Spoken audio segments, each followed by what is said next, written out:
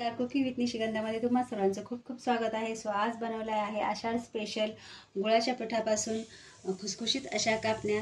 तर या कापण्या कशा बनवायच्या आहेत, यासाठी आपल्याला काय काय साहित्य लागणार आहे, तर चला रेसिपीला सुरुवात करूया. तर शंकरपाळ्यासाठी आपण घेतला आहे 1 वाटी गूळ. तर हा गूळ आपण वितळून घेऊया. तर मी थोडंसं किंचित तूप टाकले, त्याच्यामध्ये आता आपण हा गूळ टाकून घेऊया. 1 वाटी गूळ घेतलेला आहे. तर आपण अर्धी वाटी त्याच्यामध्ये पाणी टाकून घेऊया आणि गूळ हा वितळून घ्यायचा आहे आपल्याला. तर आपला गूळ जो आहे तो पूर्णपणे विरघळला आहे आणि आता आपण ह्याच्यामध्ये टाकूया विलायची पावडर आणि अर्धा टेबलस्पून मी बडीशेपची पावडर टाकली आहे. तर आपण हे आता मिक्स करून घेऊया आणि थोडंसं ह्याला कोमट होऊ द्यायचं आहे. तर आपण तोपर्यंत पीठ मळून घेऊया. तर शंकरपाळ्यासाठी आपण हे गव्हाचे पीठ घेतले आहे. 2 वाट्या घ्यायचं आहे. तर आपण 2 वाट्या हे गव्हाचे पीठ घेतलेलं आहे आणि 2 चमचे रवा घेतला आहे बारीक आणि 2 चमचे हरभरा डाळीचे पीठ आहे. तर आपण हे सर्व मिक्स करून घेऊया. तर थोडंसं मीठ टाकून घेऊया आणि मी 4 चमचे टेबलस्पून हे तूप घेतलेले आहे, गरम केलेलं आहे. तर अगोदर असं टाकून पाहायचं, फार कडक नाही करायचं ह्याला. तर आता आपण हे तूप टाकून घेऊया आणि लगेच हे चमच्याच्या साहाय्याने सर्व मिक्स करून घेऊया. ह्या कापण्या खूप छान होतात, ज्या पौष्टिक आहेत फार. ह्या आषाढ्यामध्ये बनवल्या जातात. काही ठिकाणी ह्याला शंकरपाळे म्हणतात, काही ठिकाणी कापणे म्हणतात. तर आता आपण हे सर्व तूप जे आहे ते व्यवस्थित चोळून घेऊया या पिठाला. तर तूप जे आहे ते आपण हे व्यवस्थित हे चोळून घेतलं आहे. हे पहा, याची मूठ कशी वळली जाते. तर आपले जे कापण्या आहेत गव्हाच्या पिठाच्या खूप अशा खुसखुशीत होतात अशा प्रकारे जर आपण तूप व्यवस्थित चोळून घेतल्यावर. तर आता आपण ह्याच्यामध्ये जो गूळ वितळून घेतला होता तो थोडा थोडा करत ह्याच्यामध्ये टाकून घ्यायचा आहे. फार पातळ होईल असं पीठ मळून नाही घ्यायचं.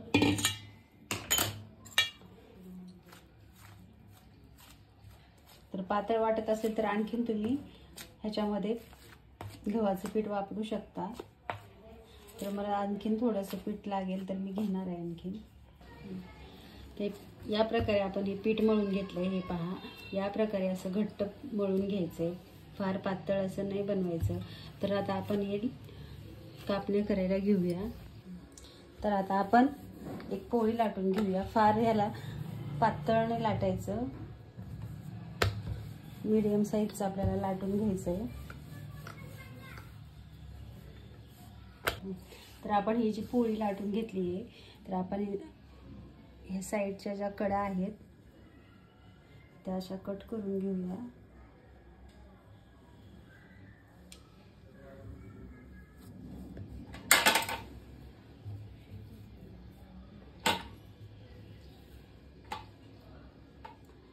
आणि आता आपण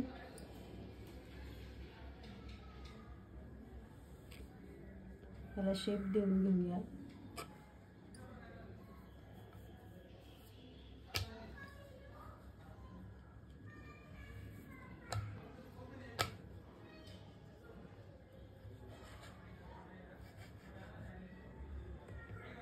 डायमंड शेप दिलाय मी.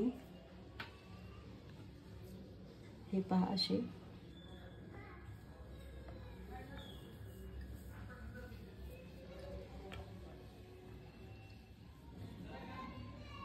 तर सर्व आपण अशाच कट करून घेऊया. तर ही पोळी दुसरी जी मी लाटून घेतली आहे त्याच्यावर मी खसखस टाकली. सुरुवातीला मी विसरले टाकायला. तर आपण ही खसखस टाकून घेऊया. तर मी कढईमध्ये तेल गरम करून घेतलेलं आहे आणि आता आपण ह्या ज्या कापण्या काढून घेतलेल्या आहेत त्या तळून घेऊया. तेल फार गरम नाही करायचं आहे, मीडियम फ्लेमवरच तळून घ्यायचं आहे आपल्याला.